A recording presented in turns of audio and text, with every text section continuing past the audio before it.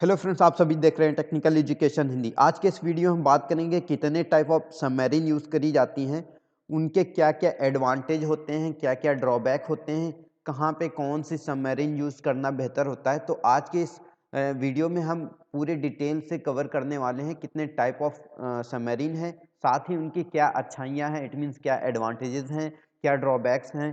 तो चलिए आज के इस वीडियो को स्टार्ट करते हैं। तो सबसे पहले हम बात करते हैं डीजल इलेक्ट्रिक सबमरीन्स।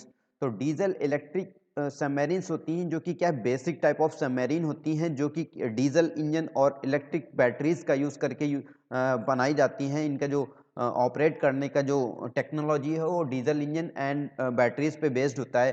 तो इनमें सबसे पहले क्या होता है कि हम डीजल इंजन को यूज़ करते हैं जब इन्हें डीजल इंजन को जब ऑपरेट करते हैं तो इन्हें सबसे पहले सरफेस पे लाना होता है। इट मीन्स जो सी होती है उसके सरफेस पे लाते हैं और डीजल इंजन को स्टार्ट करते हैं, जिससे क्या है कि डीजल इंजन के थ्रू हम इलेक्ट्रिसिटी जनरेट करते हैं और जो सबमरीन के अंदर जो बैटरीज होती हैं, बहुत सारी बैटरीज, उनको हम चार्ज करते हैं। उसके बाद चार्ज करने के बाद ये जो सबमरीन होती है हमारी 2 दिन तक सफिशियंट रन कर सकती है। तो इट मीन्स जो इलेक्ट्रिक और डीजल बेस्ड जो सबमरीन हुए वो कॉस्ट इफेक्टिव होती है, बट इसके जो कुछ लिमिटेशंस हैं, बिकॉज ये सरफेस पे आना ही पड़ता है इसे 2 दिन के बाद, तो इस वजह से ये डिटेक्ट कर ली जाती है कोई भी अदर कंट्रीज के जो डिटेक्टर इक्विपमेंट होते हैं, तो जिससे क्या है कि इसको किल करने के चांसेस होते हैं। तो सबसे पहले हम इसके एडवांटेजेस के बारे में बात करते हैं। तो इसके एडवांटेजेस ये हैं कि जो डीजल इलेक्ट्रिक सबमरीन है वो लेस जनरली लेस एक्सपेंसिव होती है। इट मीन्स इसमें जो इंजन ऑपरेट करने के लिए इंजन यूज होता है वो डीजल इंजन होता है और बैटरीज का कलेक्शन यूज होता है, जो कि अगर हम कंपेयर करें न्यूक्लियर सबमरीन से तो काफ़ी लेस कॉस्ट की होती हैं। उसके साथ साथ अगर हम बात करें इसके एडवांटेजेस की, तो फिर जो हमारी डीजल इलेक्ट्रिक सबमरीन्स हैं वो एक तरीके से कम कॉस्ट पे तैयार हो जाती हैं। उसके साथ साथ इनको इनका जो रिपेयर एंड मेंटेनेंस है वो भी काफ़ी कम होता है। तो इस तरीके से जो इसके एडवांटेजेस हैं वो एक तो कॉस्ट कम होती है, उसके साथ साथ जो इसकी रनिंग कॉस्ट है वो भी कम आती है। दूसरा, अगर हम इसके ड्रॉबैक्स की बात करें तो इसका जो ड्रॉबैक्स है ये कि इसे सरफेस पे आना ज़रूर पड़ता है, बिकॉज़ स्नॉर्कलिंग के लिए, इट मीन्स ऑक्सीजन लेने के लिए, इंजन को डीजल इंजन को स्टार्ट करने के लिए ऑक्सीजन की रिक्वायरमेंट होती है, तभी इंजन हमारा चल सकता है। तो इस वजह से इसे सरफेस पे आना ही पड़ता है, जिस वजह से इसका जो सबमर्ज्ड एंड्योरेंस लिमिट है वो काफ़ी कम होती है। मतलब दो दिन के बाद इसे सरफेस पे आना होता है। तो ये एक तरीके से ड्रॉबैक्स है, बिकॉज़ अगर हमारी सबमरीन सरफेस पे आती है तो वो दूसरी कंट्री के जो भी डिफेंस हो के जो भी सैनिक होंगे उसको डिटेक्ट कर लेंगे और इसको किल कर सकते हैं। तो इस तरीके से ये इसका ड्रॉबैक्स है। और जहाँ तक कि इसकी स्पीड की बात करें तो जो डीजल इलेक्ट्रिक बेस्ड सबमरीन हैं उनकी जो स्पीड होती है वो काफ़ी स्लो होती है in comparison to nuclear submarine.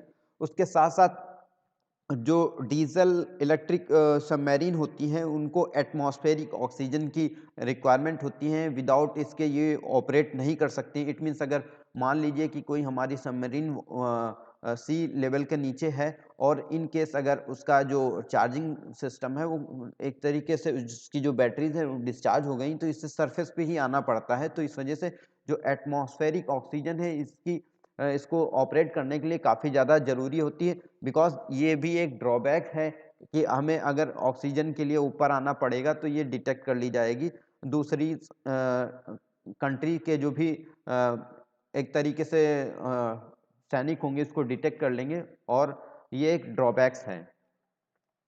वहीं अगर हम बात करें कि एआईपी टेक्नोलॉजी बेस्ड सबमरीन, तो हम आपको बता दें कि जो एआईपी बेस्ड टेक्नोलॉजी है वो डीआरडीओ के द्वारा विकसित करी गई है, जिसके थ्रू कि हम फ्यूल सेल का यूज़ करते हैं, जिसमें जो हम समुद्र के अंदर ही जो हमारा हाइड्रोजन है उसको जनरेट करते हैं। उसके साथ साथ लिक्विड ऑक्सीजन स्टोर्ड अमाउंट में रखी जाती है, जिसके थ्रू हम पावर जनरेट करते हैं और अपनी सबमरीन को ऑपरेट करते हैं, इट मीन चलाते हैं। तो ये एआईपी टेक्नोलॉजी है, ये काफ़ी सुपीरियर है in compare to diesel and electric based submarine से।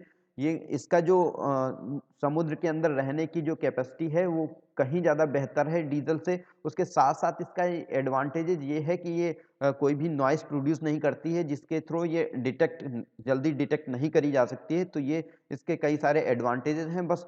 बट अगर टेक्नोलॉजी के कॉस्ट की बात करें तो ये डीजल इलेक्ट्रिक बेस्ड टेक्नोलॉजी से काफ़ी ज़्यादा कॉस्टली है। तो इस तरीके से हम इसके सबसे पहले एडवांटेजेस की बात करें तो सबसे पहले इसका इम्प्रूव्ड इंडोरेंस आता है। इट मीन्स ये काफ़ी लॉन्ग टाइम तक के समुद्र के अंदर रह सकती है विदाउट सरफेस पे आने पे।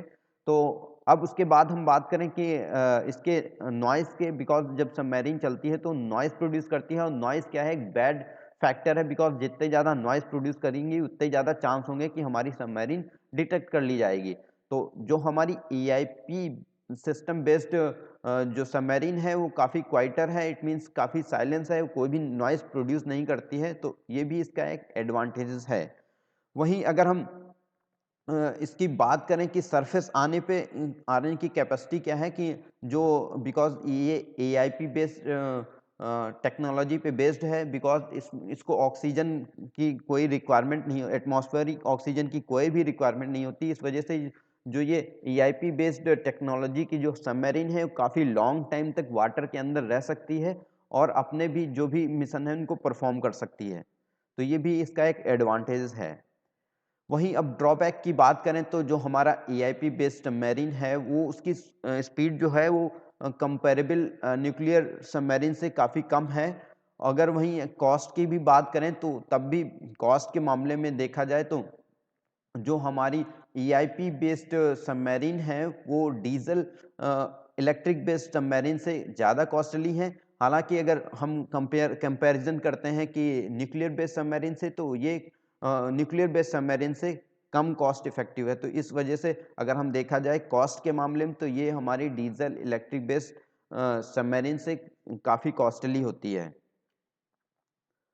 अब हम न्यूक्लियर सबमरीन की बात करें तो न्यूक्लियर सबमरीन जो है उसका जो प्रोपल्सन सिस्टम है वो न्यूक्लियर रिएक्टर पे बेस्ड होता है। इट मीन्स ये काफ़ी ज़्यादा सेफ्टी पॉइंट ऑफ व्यू से काफ़ी कॉम्प्लिकेटेड टेक्नोलॉजी होती है और काफ़ी कॉस्टली होती है। तो इस तरीके से न्यूक्लियर रिएक्टर का यूज़ करके हम एनर्जी जनरेट करते हैं, फिर अपनी सबमरीन को ऑपरेट कराते हैं। इसकी सबसे ज़्यादा एडवांटेजेस ये है कि ये इसको सरफेस पे हम ना भी लाएं तब भी ये 1 ईयर 2 ईयर तक तब भी ये काम कर सकती है, बिकॉज उसके अंदर जो स्टोरेज कैपेसिटी है वो कुछ कम ही होती है, बिकॉज हम ज़्यादा लॉन्ग टाइम तक इसको नहीं रख सकते हैं, क्योंकि हमें फूड का स्टोरेज है या फिर अदर जो मेडिकल इक्विपमेंट का स्टोरेज है वो हमारा ख़त्म हो जाता है। इस वजह से इसे सरफेस पे लाना पड़ता है। अगर ये सारी रिक्वायरमेंट ना हो तो हमारी न्यूक्लियर सबमरीन काफ़ी ज़्यादा लॉन्ग टाइम तक सरफेस के अंदर काम कर सकती हैं। तो ये काफ़ी इसका एडवांटेजेस है, बिकॉज अगर जितने ज़्यादा लॉन्ग टाइम तक के हम चीज़ों को अंदर अपनी सबमरीन को छुपा के रख सकें तब तो हमारी सबमरीन के ये चांसेस नहीं होती कि कोई भी कंट्री हमारी सबमरीन को डिटेक्ट कर सके। तो सबसे पहले हम न्यूक्लियर सबमरीन की एडवांटेजेस की बात करें तो न्यूक्लियर सबमरीन को हम अनलिमिटेड टाइम के लिए हम सरफेस के अंदर रख सकते हैं। कोई भी टाइम नहीं, कोई भी फिक्स टाइम के लिए हम रख सकते हैं, ज़्यादा से ज़्यादा टाइम तक रख सकते हैं, उसे कोई भी सरफेस पे आने की ज़रूरत नहीं होती है। अब वहीं अगर स्पीड की बात करें तो जो न्यूक्लियर सबमरीन है वो सबसे ज़्यादा स्पीड में ऑपरेट करी जा सकती है, उसका मूवमेंट काफ़ी तेज़ किया जा सकता है। तो ये भी एक एडवांटेजेस है, बिकॉज अगर हमारी सबमरीन का मूवमेंट वन कंट्री से अदर कंट्री के पास ले जाना है हमारी सबमरीन को, तो स्पीड जितने ज़्यादा होगी उतने ज़्यादा बेटर है।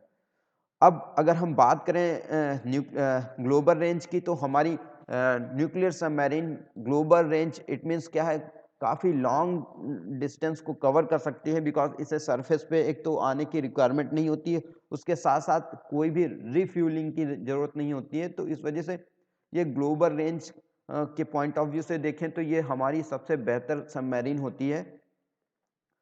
वहीं अगर लिमिटेशंस की बात करें या डिसएडवांटेज की बात करें तो न्यूक्लियर सबमरीन जो होती है मोर एक्सपेंसिव होती है, बिकॉज इसका रिपेयर एंड मेंटेनेंस काफ़ी ज़्यादा कॉस्टली होता है।